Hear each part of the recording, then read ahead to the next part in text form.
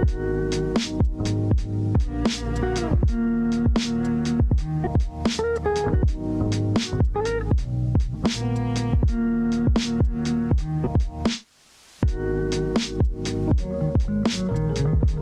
what's up everybody, cmdrradix here bringing you another video. And ladies and gentlemen, I've said it once, I've said it 1,000 times, we're living in a dark age. Every day I wake up, and I go to x.com and I see the worst post imaginable, the most illogical post imaginable. I see heresies from the 3rd century resurfacing. I see people without frontal lobes tweeting out ideas as if they had their frontal cortex ripped out of their head in the infamous bite of 87. You know, I have 2 main catchphrases that I use quite a bit. One being, there are things that matter.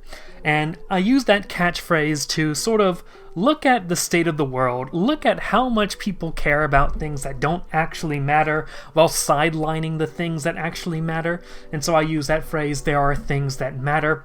And then I have my catchphrase that I use sometimes. I think this is the first time I've used it on YouTube, but we are living in a dark age. Now, if you don't know, a dark age is a time period in history. It's called a dark age because we don't have a lot of written sources to sort of show much about the time period in question. For example, we have the Greek Dark Ages around after the Bronze Age collapsed until about the rise of Homer, or at least Homer's writings attributed to the stories told by Homer.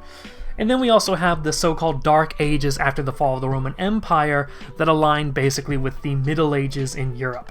Now, the term Dark Age is often brought up to sort of describe a state of incivility. We have civilization, and in civilization we have things like written sources. We have things like literature. In fact, I would maybe in a video I'll talk about in another day, but the idea that civilization, what marks the difference between civilization and barbarity is not having a literature and having a literature. Being able to read and write versus not being able to read and write creates substantive differences in society. Now, folks, we are living in a dark age. We are living in a strange time in history in which society does have a writing system. We do have the ability to read and write, but we aren't exactly literate. We can do some basic communications, but we don't have a deeper understanding of literacy compared to time periods like the Middle Ages. Yes, today more people can read and write than the amount of proportion of people who could read and write in the Middle Ages. But the people who could read and write in the Middle Ages had a much more in-depth understanding of what it meant to be able to read and write, as opposed to today's era of mass literacy, which really is its own type of illiteracy. So part of the reason why I say we're living in a dark age is because we are living in a time with a lack of meaningful literacy. Now, society will always be in a state of decline. I think I've made it clear that my view of the world is that things will never be better, never substantially better. We are in the dark age, we are in the latter days, we are in the Kali Yuga. But that doesn't mean that we can't pull some people out of the mud and join us in the literate society, just to suffer at how bad everything is. We can improve and cultivate ourselves through reading. Something people don't really realize is that the word culture in its original context was referring to a sort of cultivation of the individual, cultivation of a society. It's not just the things that a society has that naturally occur. It's not just folkways, it's not just customs. But culture was the improvement of society through mainly literature, by using literature to improve in things like the virtues, right? This is how the Roman Cicero would talk about the concept of cultivation, of culture. And we sort of have this sort of Renaissance idea that even though things might be looking bad now, we as individuals do have the ability to sort of cultivate ourselves, with the first step in that cultivation, or one of the main foundational bricks of this building of our self-cultivation, being literacy, being reading. So today, ladies and gentlemen, I thought I would sort of outline some top 5, really it's 6, but 6 isn't a good number in a title, so I put 5. Top 5, really 6, reasons why you should be reading, why you should read books. Now this video is about why you should read books. Why? I'm not really going to be telling you, I'll make some references here and there, but I'm not going to be telling you in this video what you should read, what you should be reading. That's going to be a topic for another video, but today I just wanted to talk about some pros that come with the practice of reading in general. I'll give a little preview for my What You Should Read video. Check out C.S. Lewis's essay on reading old books. Check out St. Basil the Great's essay, or letter, address to young men on the right use of Greek literature. That's sort of where I'm going to be going with what you should be reading, but today we're just talking about why you should be reading. And I'll start with reason number 6 because it's kind of a short one. These reasons are sort of building up in importance, although all these reasons are important and reason enough for why you should be reading. Books have more information than the internet. This is assuming you're looking at nonfiction. You know, before I started reading, before I started having a regular practice of reading, I kind of thought, what was the point of reading books? Why should I read books when I live in the digital age, where everything's on the internet, I can find everything I want to find on the internet, and especially these days where we have ChatGPT, Gemini, Grok, telling us, is this true? We have all this information accessible at our fingertips, right? Especially with our phones we carry around with us all the time, which there is indeed a large amount of information available on the internet, but not everything can be found on the internet. One thing I found surprising when I started reading nonfiction was that there actually is quite a lot that is not on the internet.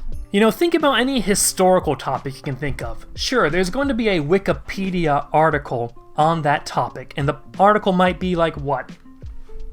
Like 10, 20 pages if you print it out? But consider that for every single Wikipedia article, there are full-on 300, 400, 500 page books, books plural, on that same subject, and they all say different things. They're sort of talking about to each other, they're contradicting each other, they're correcting each other. There's a huge literature on a subject that's more than just the Wikipedia article. When you start reading nonfiction, you realize just how little there is online about nonfictional topics, especially in my case, history, because I like reading history. Case in point, recently, you know I made my video on how the English Reformation started America, but I picked up 4 more books on the topic of Roanoke. I'm looking through their chapters and I'm realizing, oh, I did not do enough research, because there's not enough online about English motivations for colonizing the Americas. There's much more written in these books that I didn't even consider, I didn't even know about, and now I'm probably going to have to remake that video that I made just a few weeks ago.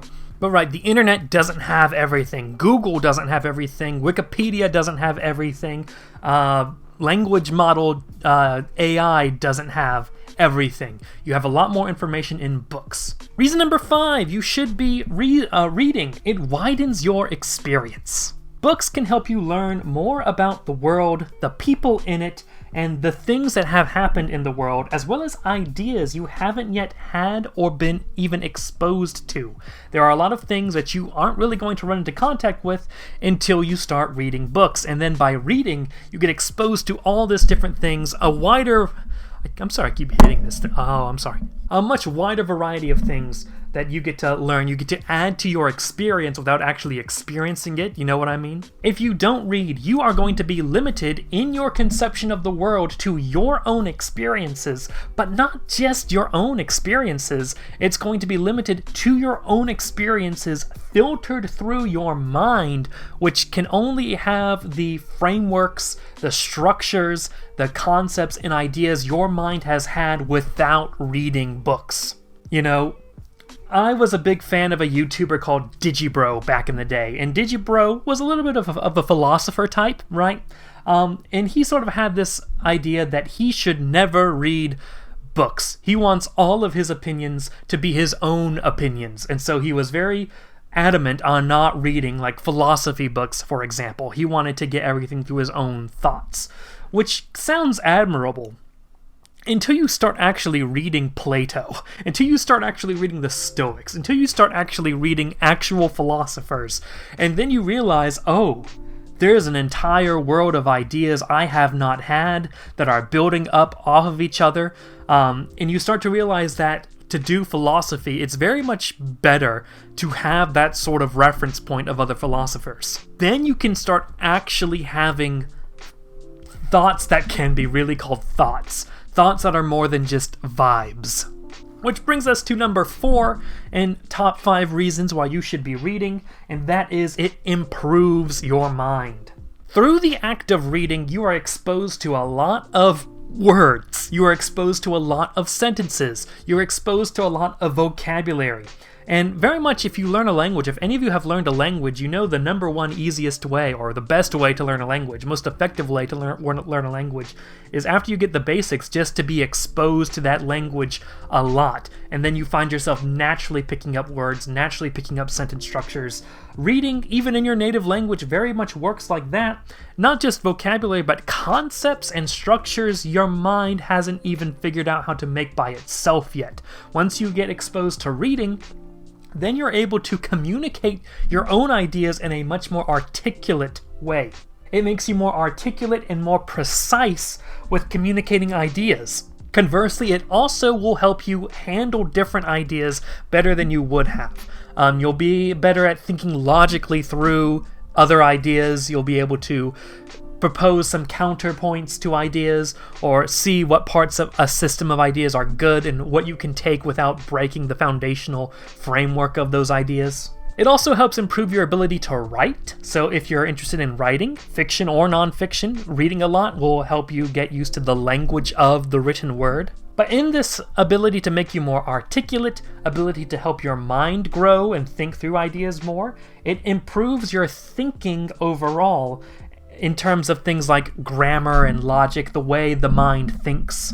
If you're reading fiction, for example, you sort of have to visualize the characters and the settings instead of seeing it on a screen, for example. This makes you use your brain. It makes your brain engage in activity, and it also makes it engage in creative activity. Reading fiction can improve your creativity. It engages that creative part of your brain more so than any other sort of consumable media, any other art form. While watching YouTube videos or movies, shows, documentaries inherently makes your brain take on the role of being a consumer, books let you participate in the creation with your mind, which is pretty impressive compared to other forms of media.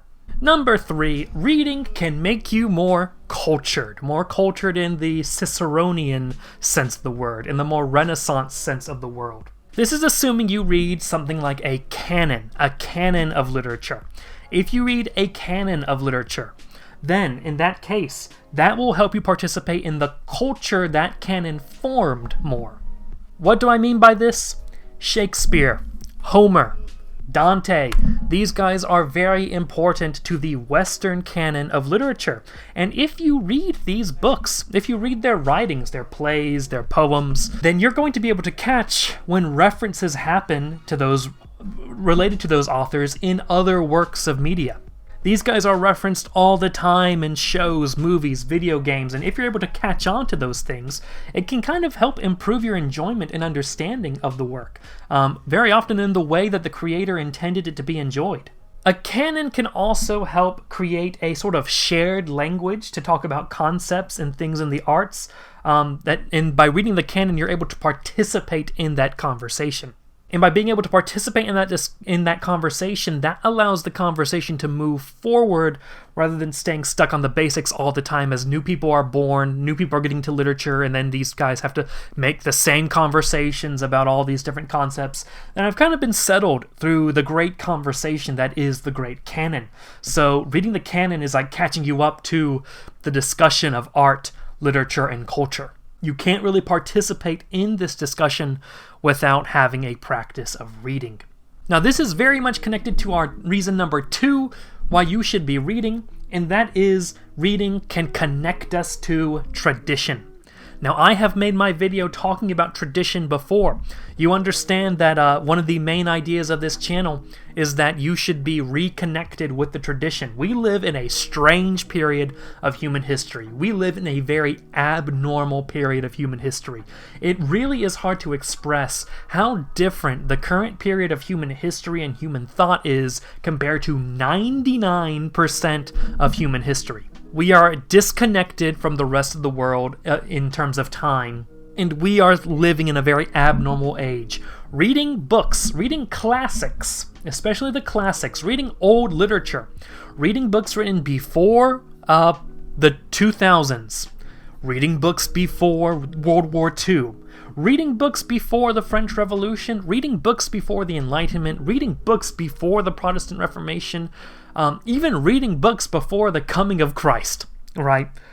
These books help us come face to face with the people of that time period. It helps us interface, communicate, be immersed in the worldview that existed for 99% of human history. That is a lifeline. Just like, you know, some people will say, oh, so much food today includes seed oils, and you can't eat food with seed oils. You have to get this very specific type of food and go through all these hoops and everything in order to get access to it.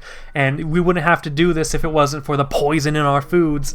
That's what traditional literature, that's what the classics serves. It keeps us alive in the modern day and helps us not become insane by living in modernity. We're able to connect with the way things are supposed to be. One of my favorite quotes about reading the classics, reading old books, is from C.S. Lewis's essay on reading old books.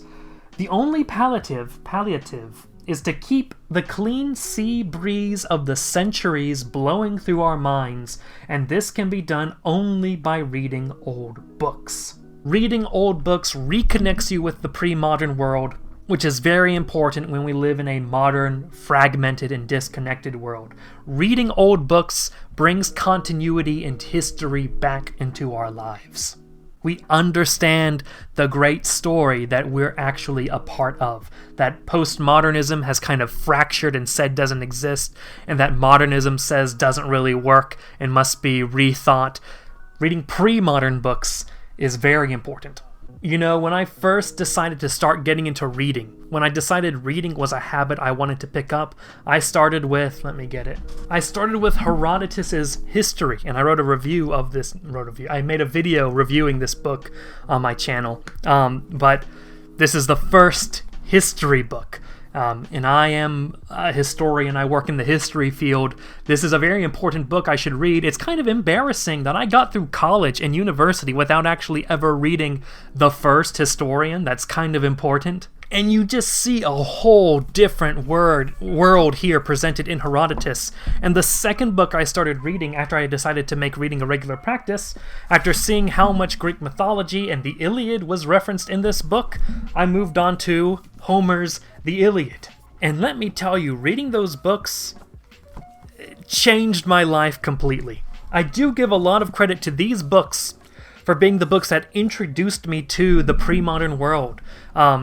And introduced me and opened the door to a whole wide variety of a whole different way to see the world, really. And also reading some secondary literature on the topic of how the old world used to work, reading things like C.S. Lewis, reading things like Father Stephen DeYoung's Religion of the Apostles, and Father Andrew Stephen Damick's Lord of Spirits, kind of really opened it up to, oh, there is a whole nother world that existed for 99% of human history that the modern world has just sort of branched off and like did its own completely different thing, and we are at an abnormal time in history. It was these practices, reading those types of books, learning about the pre-modern world, that eventually, ultimately, brought me to the book, right? The Bible, and ultimately to Christianity, which is fascinating to think about. It was Homer that put me on the road to Christ, which is a very Western thing if you really think about it. But this video has gone too long. Let's get to number one, the number one reason why you should be reading. The number one reason why you should take on the practice of reading, right? And sort of a lot of these top reasons before, they were sort of, it depends on what you're reading. Number 2 really depends on you reading the classics and old books. Number 3 really depends on you reading the canon.